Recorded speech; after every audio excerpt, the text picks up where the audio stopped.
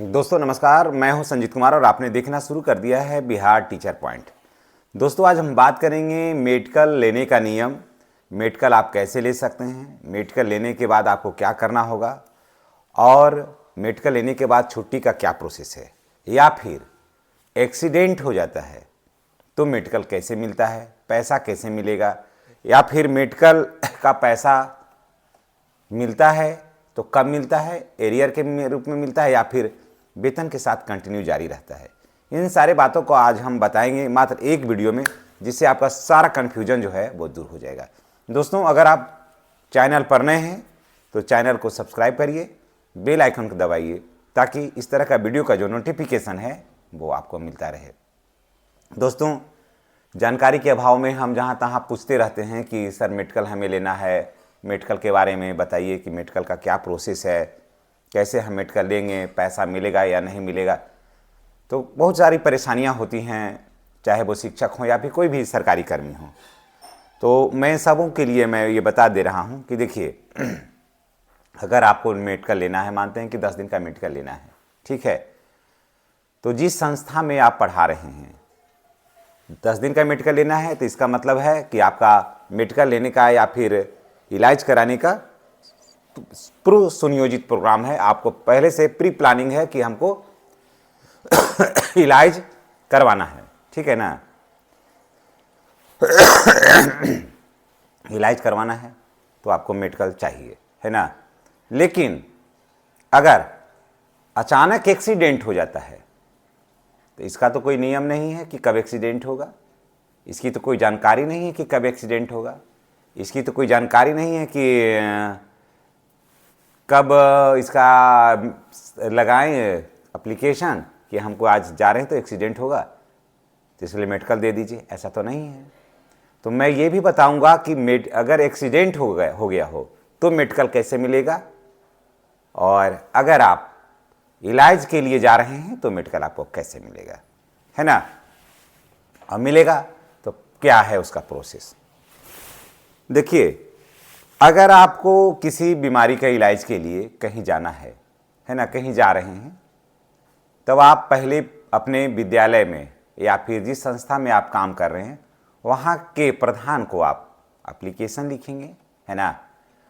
प्रधान जो हैं वो अग्रसारित करेंगे, लिखिएगा जैसे उनसे ऊपर वरीय पदाधिकारी को, लेकिन अग्रसारित करेंगे उस संस्था के जो प्रधान हैं वो उसे करेंगे, अप्रूवल करेंगे वही। उसके बाद वहाँ से फिर जाइएगा ऊपर, है ना, जो जहाँ पर एब्सेंटी वगैरह जमा होता है। जैसे मानते हैं कि अगर एज ए शिक्षक हैं तो आपको बीआरसी जाना होगा, बीओ के पास या डीडीओ के पास आपको जाना होगा, वहाँ जा कर के इसे आप दीजिए, है ना। उसके बाद मेडिकल स्वीकृत आपका हो जाएगा। तो ऐसे अगर मेडिकल में जा रहे हैं इस तरह से, और उसके बाद फिर तो आपको मेडिकल का जो पैसा है ना वो आपको मिलता रहेगा, यहाँ पर कोई कमी नहीं होगी, या पैसा जो है आपका रुकेगा नहीं रुकेगा यहाँ पर पैसा। और उसके बाद फिर जब आप आइएगा, विद्यालय में योगदान कर रहे हों या फिर बैंक में योगदान कर रहे हों या फिर किसी संस्था में योगदान कर रहे हों, या फिर अगर आप सिपाही हैं यहाँ भी योगदान कर रहे हों, तो फिर आपको एक एप्लीकेशन देना होगा और कि मैंने योगदान कर लिया है, अपने विद्यालय प्रधान को हो जाएगा काम, ठीक है। विद्यालय प्रधान चाहेंगे तो इसकी सूचना भी वहाँ दे सकते हैं, वो अपने से भी दे देंगे, कोई जरूरी नहीं कि आप जाइएगा तभी, या फिर आप अपने से भी दे सकते हैं। इसके लिए कोई खास नहीं है कि यही देंगे क्या वही देंगे, ऐसा कुछ नहीं है, हो जाएगा।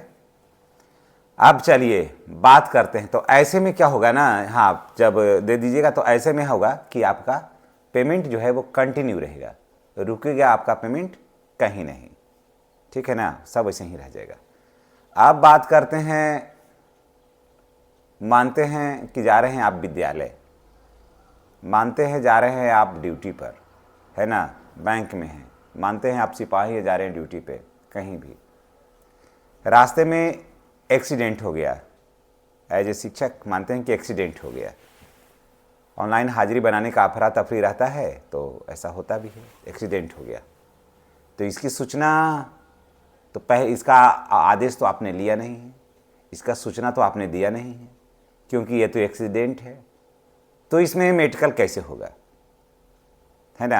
जैसे जा रहे हैं, एक्सीडेंट हो गया, मोटरसाइकिल जा रहे हैं, एक्सीडेंट हो गया, और अब तो विद्यालय भी नहीं पहुंच पाए, अटेंडेंस भी नहीं बना है आज का, या अटेंडेंस बना के नहीं कर रहे, एक्सीडेंट हो गया, क्या होगा। तो देखिए, इसकी सूचना एक दिन के बाद ही क्यों नहीं सही, मानते हैं कि ज़्यादा गंभीर है, हो गया है स्थिति, तो एक दिन के बाद ही सही, 2 दिन के बाद ही सही, एक दिन 2 दिन के बाद भी अगर आप या आपके परिजन मोबाइल से भी सूचना दे देते हैं, कोई ज़रूरी नहीं है कि जा कर के लिखित सूचना दिया जाएगा ऐसी स्थिति में, इस चीज़ को आप जान लीजिए। ऐसा कोई ज़रूरी नहीं है कि इसके लिए आपको कोई लिखित सूचना आपको देना है, नहीं है ऐसा कहीं। आपको मोबाइल से संस्था के प्रधान को, विद्यालय में है तो विद्यालय के प्रधान को, या जिस संस्था में है उसके प्रधान को आप मोबाइल के माध्यम से सूचना दे सकते हैं, या आप दे सकते हैं, या फिर आपके परिवार के कोई भी सदस्य दे सकते हैं।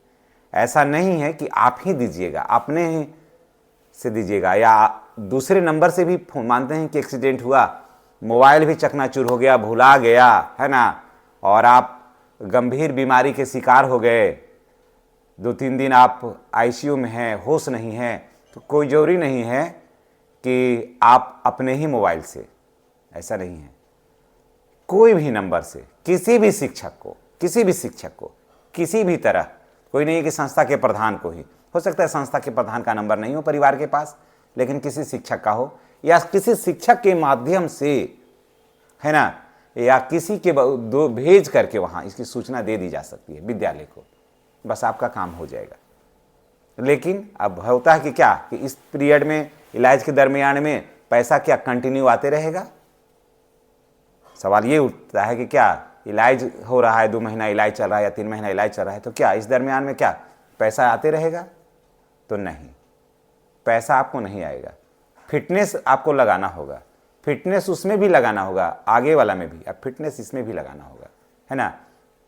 जब आप फिटनेस लगाइएगा तभी पैसा आएगा। और उसके बाद जब आप फिर विद्यालय लौट आइएगा, मानते हैं कि 1 महीना बाद या 15 दिन के बाद या 20 दिन के बाद जब विद्यालय लौट आइएगा, तो उसका फिटनेस प्रमाण पत्र आपको देना होगा, है ना, कि हाँ हम बिल्कुल स्वस्थ होकर के लौट आए हैं, है ना, अब हम काम कर सकते हैं। तो जितना भी राशि जो है वो अगला बार जब पेमेंट आएगा उसके साथ वो राशि ऐड करके आ जाएगी, यहाँ तक कोई दिक्कत नहीं है। लेकिन एक्सीडेंट में सबसे बड़ी समस्या ये होती है, देखिए एक्सीडेंट में ही अचानक पैसा की ज़रूरत पड़ती है, और एक्सीडेंट के समय ही वो पैसा वो रुक जाता है, समझ गए। ये नहीं ना क्लियर हो पता है कि वो आदमी कब लौट के आएगा, तो इसलिए वो रुक जाता है। तो रुक जाने की वजह से थोड़ी कठिनाई, आर्थिक प्रॉब्लम तो होता है वहाँ। तो आर्थिक जब प्रॉब्लम होता है तो भाई अब तो सिस्टम यही है, फिर जब तक फिटनेस लगाइएगा नहीं तब तक पैसा आपको आएगा नहीं। इसलिए इन सारे नियमों को जान लीजिए, इस सब नियमों को जान लिए हैं तो निश्चित रूप से अगर आपको ये बातें पसंद आई हो तो चैनल को सब्सक्राइब करिए, बेल आइकन को दबाइए, ताकि हर जानकारी से जुड़ा हुआ वीडियो आपके मोबाइल के स्क्रीन पर मिलता रहे, ताकि आप जो इधर उधर पूछते हैं उसकी पूरी जानकारी आप घर बैठे लेकर रखें। चलिए इसी के साथ हम आपसे विदा लेते हैं। नेक्स्ट वीडियो में हमारी और आपकी फिर मुलाकात होगी।